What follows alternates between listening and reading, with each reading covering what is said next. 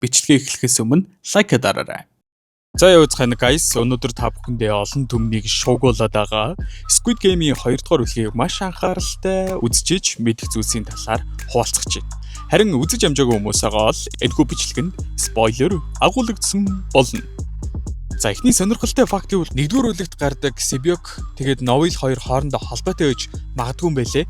Тэр хоёр хоёулаа хойд солонгосын дөрвөгчд бас нэрнийх нь утгууд үүр цайх нар мандах гэсэн утгатай. Ер нь бол энэ тохиолдол ээж магадгүй ч гэсэн Солонгост айлын хоёр хүүхдэд буюу эгчдүүст энэ нэрийг өгөх нь бол түгээмэл байдаг учраас 2-р бүлэг дээр энэ хоёрыг эгчдүүс гэдэг нь бол илчлэгдэж магадгүй гэсэн таамагтай байгаа юм байна. Хот яга хувцастай ажилтнууд тоглоом эхлэхээс өмнө орж ирэхдээ гартаа ямар ч зэвсэггүй байгааг харж болно. 1-р бүлгийн эхлэлч гэсэн зэвсэггүй байсан да. Энэ нь тоглогч нарыг алахгүй харин ч аюулгүй тухтай мэдрэмж төрүүлэхийн тулд сэдсэн арга.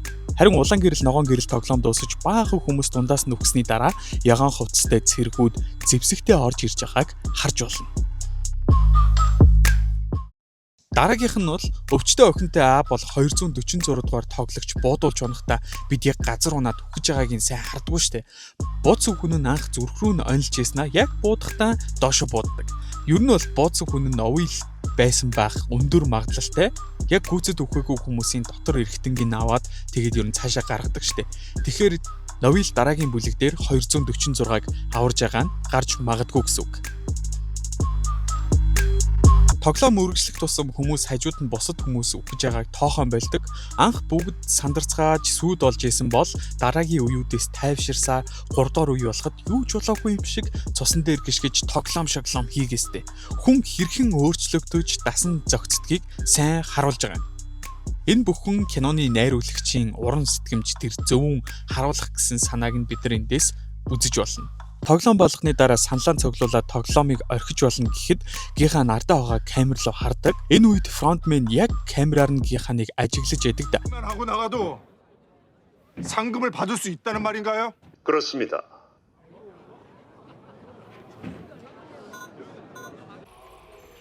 Тэгэхээр ерөнхийдөө анхнаасаа гийнхаа нь фронтменийг онилчихсан байгаа гэдгээ түүнд илэрхийлээд исэн байна. Жунхо Пак ахмадад арлыг олохын тулд гийнхан дээр байршил тогтоог суулгачихсан байгаа гэхэд Пак ахмад сонсцоод шууд хажуудаа байгаа товчлууруудыг эргүүлж эхэлдэг. Энэ нь фронтмен мэдээ дамжуулж байгаагаас гарцаагүй. Бас Жунхог аварж исэн арлыг 2 жил хайгаад олоогүй гэдэг үнэхээр сонирхолтой. Тэгэхээр яг үндэ Жунхог төөрөгдүүлж исэн байгаа. Сүүлдээ Жунход чадахгүй юм байна гэд буугаад өгөхөд буцаагаад ятгадаг хүн нь Пак ахмад. Жунхогоос хараагаа салахгүй хажуудаа дагуулад явж явах санаатай байж л дээ. Жунхо мэдээж ганцаараа явж байгаад арлыг олчиж магадгүй гэд санаа зовсон байгаа. 2-р бүлэгт ягаан хувцастай хамгаалагч нар бидэнд 1-р бүлгээс арай илүү харуулдаг. 1-р бүлэгт бага хизээч тайлдаггүй нууцлаг байсан да. Харин энэ удаад өөрсдийн гэсэн амьдралтай бас хүслээрээ энэ ажлыг хийдгүү болох нь мэдэгддэг. Тоглогчдод адил өр ширэнд орчихсон мөнгө олох гэж байгаа хүмүүс байж идэг. Тийм болохоор 2-р бүлэгт тэдний багны цаанаас царайг нь баг сах харах боломжтой байдаг. Ингэснээр тэд ч бас цаанаа хүмүүс гэсэн ойлголт өгж байгаа юм байлгүй. Улаан гэрэл ногоон гэрэл тоглоомын үеэр дөрөн зөрчих юм бол жинхнээсээ үхдгийг тоглогч нар ойлгодог. Энэ үеэр ээжгүй хоёрын хүүн ээжийнхээ урдуур орж хамгаалахыг харж болно. Гэхдээ дараа нь тоогоороо хуваагдахад ээжигээ шууд хаяад явчихдаг. Ер нь бол цагаан тулахаар хүн ээжигээ ч гэсэн хайж болно гэдгийг ингэж харуулж байгаа. 6 хөл тоглоомны үеэр хүмүүс энэ тоглоомыг яаж давж гарахыг нь хараад фронтмен өмнөөс нь чин сэтгэлээсээ баяртай байгаа нь харагддаг. Харин VIP нар мөнгөний улам ихсгээд хохирогч нарын тоог улам ихсэхийг хүсдэг. Цаагаараа мөнгөний ихсгээд хүмүүсийн шунлыг өдөөх гэсэн санаа л та. Ер нь бол 1-р бүлэг дээр ч гэсэн нөгөө шилтэй анги дээр хүмүүс яаж давхыг ойлгоцсон чи гэрлийн унтраадагтай яг ижилхэн. За түр үлээж байгаараа guys. Univision-ы кино багцаа идэвхжүүлэх бүрдээ 1 ширхэг эсвэл аялалтай бэлэгтэй цэсээс кино үзэх бүрдээ 2 ширхэг хөтөлбөрт оролцох эрх цуглуулж олон бэлгийн эзэн болох боломжтой юм байна. Цуглуулсан эрхээрээ Univision app болон тоглоом цэс рүү нэвтрэн урамшуулт хөтөлбөрийн app руу орж авахыг хүссэн бэлгэндээ хүсэлт илгээх боломжтой юм байна. Эсвэл Tokyo app-ийн Movie Mini app руу нэвтрэн зүүн болон дээр байрлах бэлгэний зурган дээр дарах авахыг хүссэн бэлгэндээ хүсэлт илгээх боломжтой. Урамшууллын хугацаа 2025 оны 2 дугаар сарын 4-ний дуустал үргэлжлэнэ. Мэдээд супер бэлгийн эзэн Шинэ Зеланд улсад бөгжний эзэн киноны зураг авалт хийгдсэн газруудад хосоороо аялах VIP эрхийн эзэн болно.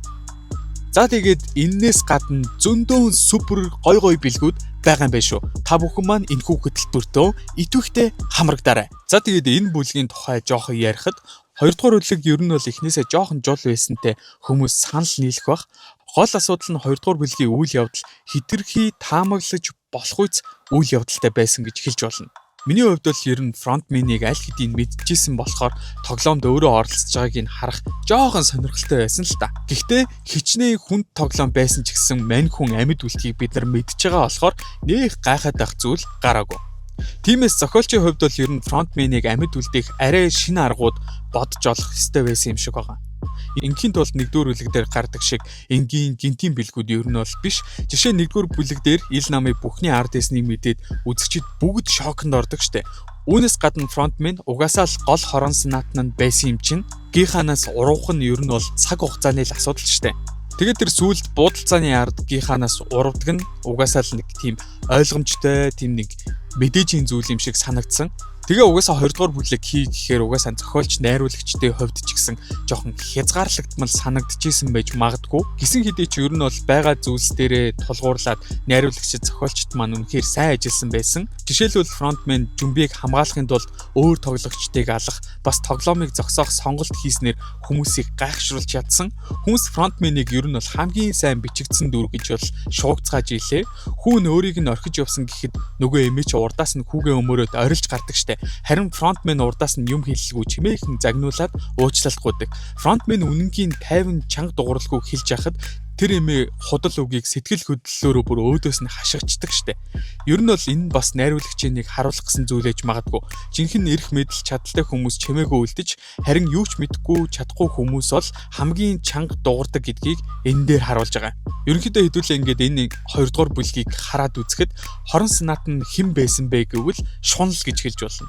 Ер нь бол аль хэдийн энэ тоглоомыг дуусгаад орхиод явчих боломж байсаар хэдэл хүмүүс мөнгөнд шуналтаад тэгээд хизээ чин тоглоомыг дуусгахгүй тусдыгаа өхүүлээд үргэлжлүүлээд байгаа штэ.